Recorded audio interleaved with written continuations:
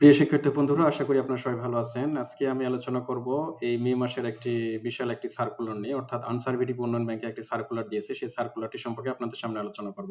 চলুন কথা না বাড়িয়ে ভিডিওটি শুরু করি।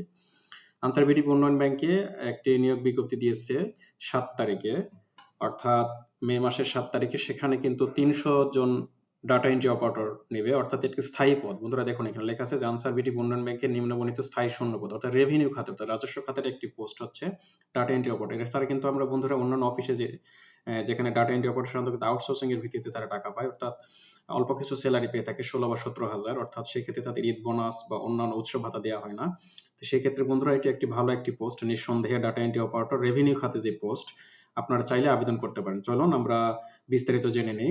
তাহলে এখানে বলা হয়েছে যে স্থায়ী পদে বাংলাদেশের নাগরিকদের কাছ থেকে আবেদন এখানে চাওয়া হয়েছে, অর্থাৎ ডাটা এন্ট্রি অপারেটর পদ গ্রেড 16, অর্থাৎ তৃতীয় শ্রেণীর একটি চাকরি। বেতন স্কেল এখানে দিয়েছে 9,300 থেকে 22,490। পদ সংখ্যা 300টি। অর্থাৎ শিক্ষাগত যোগ্যতা আমরা দেখি কি চাচ্ছে এখানে। এখানে বলেছে কোনো স্বীকৃত বিশ্ববিদ্যালয় থেকে স্নাতক বা সমমানের ডিগ্রি, অর্থাৎ গ্রাজুয়েশন থাকতে হবে, অনার্স থাকতে হবে। এছাড়া কম্পিউটার বা ডাটা এন্ট্রি সংক্রান্ত সরকার স্বীকৃত কোনো প্রতিষ্ঠান থেকে প্রশিক্ষণ বা কাজের অভিজ্ঞতা, অর্থাৎ সার্টিফিকেট থাকতে হবে, কম্পিউটার সংক্রান্ত অথবা প্রশিক্ষণ থাকতে হবে। এছাড়া বলেছে যে কম্পিউটার মুদ্রকের প্রতি মিনিটে বাংলায় 20 শব্দ এবং ইংরেজি 28 শব্দের গতিসহ সংশ্লিষ্ট বিষয় স্ট্যান্ডার্ড অ্যাপটিটিউড টেস্টে উত্তীর্ণ হতে, অর্থাৎ ব্যবহারিক কিন্তু পরীক্ষা হবে সেখানে। এই আপনার প্রতি মিনিটে 20 শব্দ এবং ইংলিশে 28 শব্দ টাইপ করতে হবে। তো এরপর আমরা আসি। তাহলে প্রথমে বলেছে যে আবেদনকারীকে অবশ্যই বাংলাদেশের নাগরিক হতে হবে। আবেদনকারীর নাম, পিতার নাম, মাতার নাম, জন্ম তারিখ, নিজ জেলা সহ অন্যান্য তথ্য অনলাইনে পূরণ করতে হবে। এরপর কি বলেছে যে হাতে লেখা কোনো কাগজপত্র ডাকযোগে প্রেরণ করা দরকার নেই বা গ্রহণযোগ্য হবে না। বয়স সীমা বলেছে যে 18 থেকে 32, অর্থাৎ 1/5/2026 তারিখে 18 থেকে 32 বছর হতে হবে। এরপরে বলেছে যে কেউ যদি সরকারি, আধা সরকারি, স্বায়ত্তশাসিত প্রতিষ্ঠানে চাকরি করে থাকে সেই ক্ষেত্রে যথাযথ কর্তৃপক্ষের অনুমতিক্রমে আবেদন করতে হবে। চাকরিরত প্রার্থীকে মৌখিক পরীক্ষার সময় নিয়োগকারী কর্তৃপক্ষ কর্তৃক অনাপত্তিপত্র, যেটি এনওসি বলে থাকে, সেটি দেখাতে হবে। এরপরে অনেক কিছুই বলেছে। এখানে বলেছে যে কর্তৃপক্ষ উল্লেখিত পদের সংখ্যা হ্রাস বৃদ্ধি করতে পারে, বিজ্ঞপ্তিটি বাতিল করতে পারে। আচ্ছা, লিখিত, মৌখিক বা ব্যবহারিক অংশগ্রহণের জন্য কোনো টিএডিএ তার প্রদান করবে না। এরপর আমরা আসি যে লিখিত, মৌখিক এবং ব্যবহারিক পরীক্ষায় অংশগ্রহণের জন্য টিএডিএ প্রদান, অর্থাৎ এখানে খেয়াল করতে হবে যে যে কথাটি তার বলেছে, প্রথমে কিন্তু এমসিকিউ পরীক্ষা হবে, এরপরে হচ্ছে আপনাদের ব্যবহারিক পরীক্ষা হবে, দেন মৌখিক পরীক্ষা। 3টি পরীক্ষাই হবে, সেক্ষেত্রে তারা কোনো টিএডিএ দিবে না। আর ওয়েবসাইটের ঠিকানা বলেছে, এই ঠিকানায় গিয়ে আপনাদেরকে আবেদন করতে হবে। এরপরে লিখিত পরীক্ষায় উত্তীর্ণ প্রার্থীরা শুধু ব্যবহারিক পরীক্ষায় অংশগ্রহণ করতে পারবে। দেন এরপরে যারা ব্যবহারিক পরীক্ষা বা প্র্যাকটিক্যাল পরীক্ষায় উত্তীর্ণ হবে তারা শুধু ভাইভাতে অংশগ্রহণ করতে পারবে। এরপরে কি বলেছে যে অসম্পূর্ণ, ত্রুটিপূর্ণ, বিলম্বে প্রাপ্ত আবেদন সরাসরি বাতিল বলে গণ্য হবে, অর্থাৎ সবকিছু অনলাইনে আপনাকে আবেদন করতে হবে। মৌখিক পরীক্ষার ক্ষেত্রে কি বলেছে যে আরেকটি বিষয় বলছে, চাকরি আবেদন ফর্ম অ্যাপ্লিকেন্ট কপি আমরা সবাই জানি, এটি সংরক্ষণ করে রাখতে হয়, যে কোনো মুহূর্তে এটা দেখানো লাগতে পারে। মৌখিক পরীক্ষার সময় প্রার্থীকে শিক্ষাগত যোগ্যতা সনদ, অভিজ্ঞতা সনদ, অনলাইনে আবেদনের প্রিন্টেড কপি, যে অ্যাপ্লিকেন্ট যে কপিটি, এটি আপনাদের দেখাতে হবে, বা কোনো কোটা থাকে সেক্ষেত্রে প্রয়োজনীয় ডকুমেন্টস দাখিল করতে হবে। এক জেলার বাসিন্দা অন্য জেলার বাসিন্দা হিসেবে আবেদন করতে পারবে না। এই অনেক কিছু বলেছে। এখন আমরা দেখে নেব যে আবেদনের তারিখ।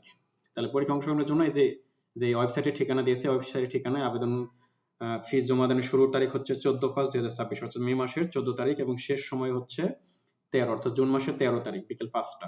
সেক্ষেত্রে আপনারা আবেদন করবেন। ইউজার আইডি প্রাপ্তিগণ অনলাইন আবেদনে সাবমিট করে 72 ঘন্টার মধ্যে তারা এসএমএস এর মাধ্যমে পরীক্ষা ফি জমা দিতে পারবেন। এই আবেদনের পদ্ধতিগুলো আপনারা জেনে থাকেন যে টেলিটকের মাধ্যমে আবেদন করতে হয়, ফি জমা দিতে হয়। ছবির একটি সাইজ বলেছে, আমরা নিশ্চয়ই জানি 300x300 পিক্সেল, স্বাক্ষর 300x80 পিক্সেল। এগুলো তো আপনারা আগে থেকে জানেন। যে সকল ছাত্রছাত্রী ভাই বোনের চাকরি পরীক্ষা দিচ্ছেন, আপনাদের এই বিষয়গুলি জানা রয়েছে। এরপরে আমরা আসি। দেখেন আপনাদের ফির কথা বলেছে যে 112 টাকা, সার্ভিস চার্জ 12 সহ মোট 112 টাকা লাগবে। আর যারা হচ্ছে ক্ষুদ্র নিগোষ্ঠী, শারীরিক প্রতিবন্ধী বা তৃতীয় লিঙ্গ, তাদের ক্ষেত্রে 50 টাকা এবং সার্ভিস চার্জ 656 টাকা দিতে হবে। আপনাদের প্রথম এসএমএস এর নিয়ম দিয়েছে এখানে। এরপরে দ্বিতীয় এসএমএস কিভাবে পাঠাবেন সেই নিয়মগুলো এখানে দিয়েছে। এরপর কি বলেছে যে প্রার্থীর মোবাইল ফোনে এসএমএস এর মাধ্যমে প্রবেশপত্র প্রাপ্তির বিষয়টি জানানো হবে এবং মোবাইল ফোনে পরীক্ষা সংক্রান্ত যাবতীয় তথ্য সম্পন্ন করা হবে, বিধায় নম্বরটি সচল রাখতে তারা বলেছে। এরপরে এসএমএস এ প্রেরিত ইউজার আইডি, পাসওয়ার্ডের মাধ্যমে তার পরবর্তীতে রোল নাম্বার, পদের নাম, ছবি, পরীক্ষার তারিখ, সময়, ভেন্যু ইত্যাদি সম্বলিত প্রার্থীর ডাউনলোড পূর্বক রঙিন প্রিন্ট করে নেবে, অর্থাৎ অ্যাডমিট কার্ডের কথা বলেছে এখানে।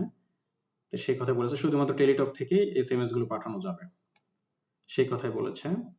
এখন ডিক্লারেশন কি বলেছে, যেখানে বলেছে যে প্রার্থীকে অনলাইনে আবেদন করতে ডিক্লারেশন ঘোষণা দিতে হবে যে প্রার্থীর আবেদনের সকল তথ্য সঠিক এবং সত্য। মিথ্যা প্রমাণিত হলে তাকে অসাধু মনে করেছে বলে গণ্য করা হবে, প্রার্থীতা বাতিল হবে। তো সেক্ষেত্রে তারা বলেছে যে আবেদনের শেষ তারিখের সময় অপেক্ষা না করে যথেষ্ট সময় নিয়ে নির্দিষ্ট তারিখের পূর্বেই আবেদন করতে বলেছে। তো বন্ধুরা, ভিডিওটি এই পর্যন্তই। আপনারা একটি বিষয় মনে রাখবেন, যেহেতু এটি তৃতীয় শ্রেণীর চাকরি, আপনারা নিশ্চয়ই জানেন বাজারে অনেক বই রয়েছে, 16 থেকে 20তম গ্রেডের চাকরি পরীক্ষা বই রয়েছে। সেখান থেকে আপনার বিগত বিভিন্ন মন্ত্রণালয়, অধিদপ্তরের যে ডাটা এন্ট্রি অপারেটরের যে প্রশ্নগুলি এসেছে সেগুলো নিয়ে আপনার ধারণা নিয়ে এভাবে প্রিপারেশন নেবেন। আশা করি আমি ভবিষ্যতে হয়তো এই ধরনের একটি ভিডিও আপনাদের সামনে দিব। সে পর্যন্ত ভালো থাকবেন। ধন্যবাদ। আর আমার যদি ভিডিওটি ভালো লেগে থাকে আমার চ্যানেলটিকে সাবস্ক্রাইব করার অনুরোধ রইল। ধন্যবাদ।